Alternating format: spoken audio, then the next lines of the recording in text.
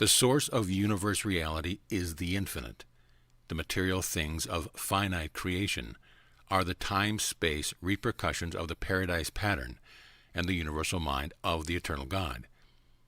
Causation in the physical world, self-consciousness in the intellectual world, and progressing selfhood in the spirit world, these realities, projected on a universal scale, combined in eternal relatedness, and experienced with perfection of quality and divinity of value, constitute the reality of the Supreme.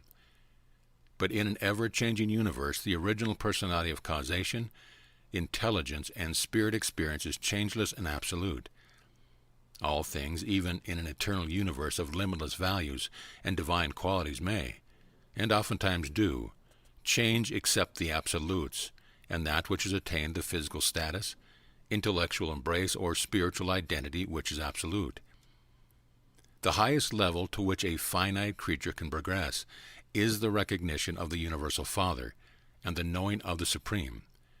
And even then, such beings of finality destiny go on experience change in the motion of the physical world and in its material phenomena.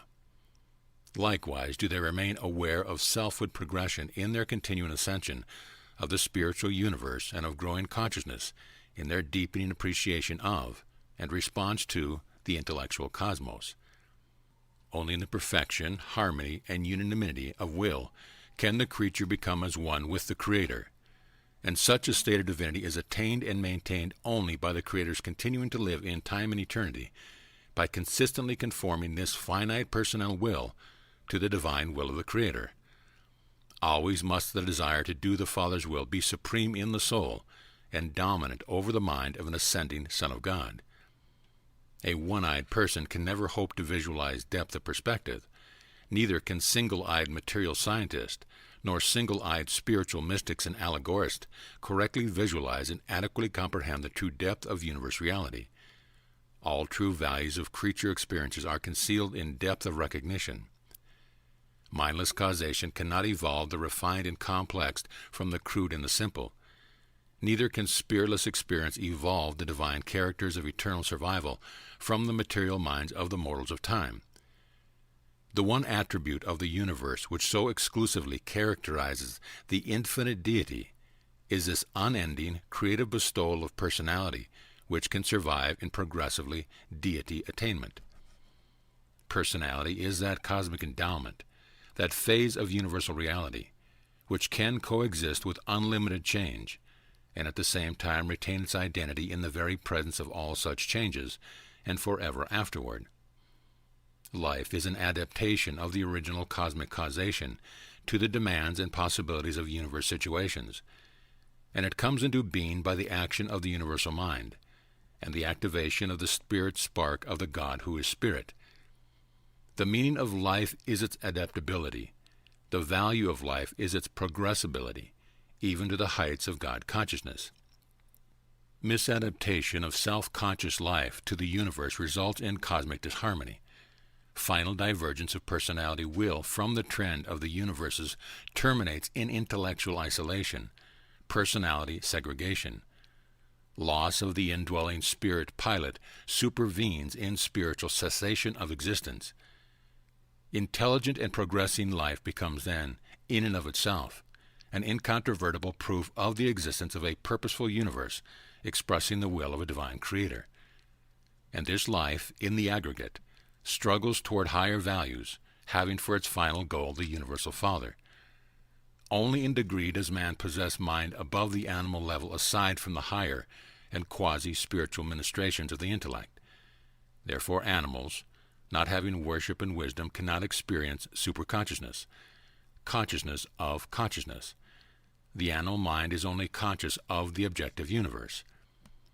Knowledge is the sphere of the material or fact-discerning mind.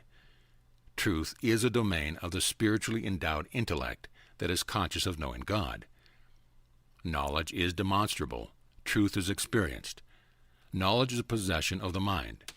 Truth an experience of the soul, the progressing self. Knowledge is a function of the non-spiritual level. Truth is a phase of the mind-spirit level of the universe. The eye of the material mind perceives a world of factual knowledge.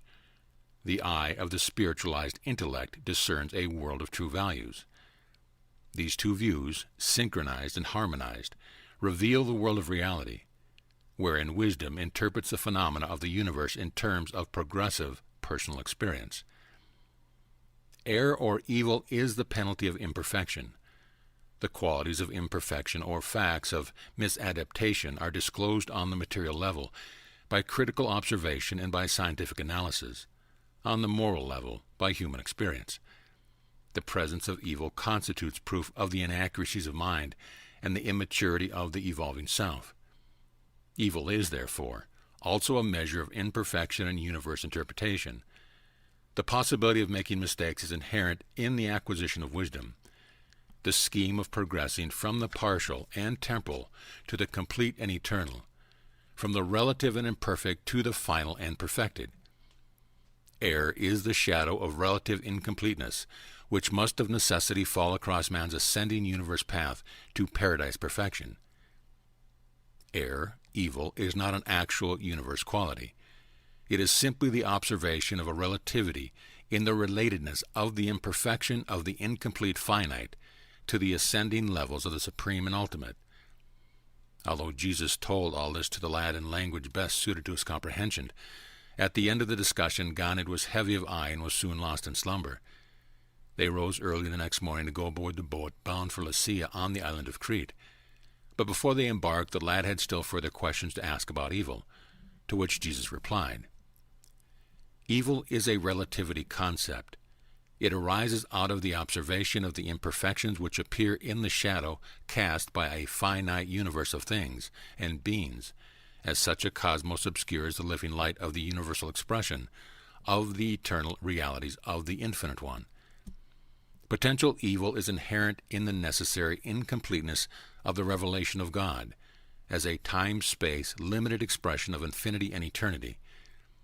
The fact of the partial in the presence of the complete constitutes relativity of reality, creates necessity for intellectual choosing, and establishes value levels of spirit recognition and response.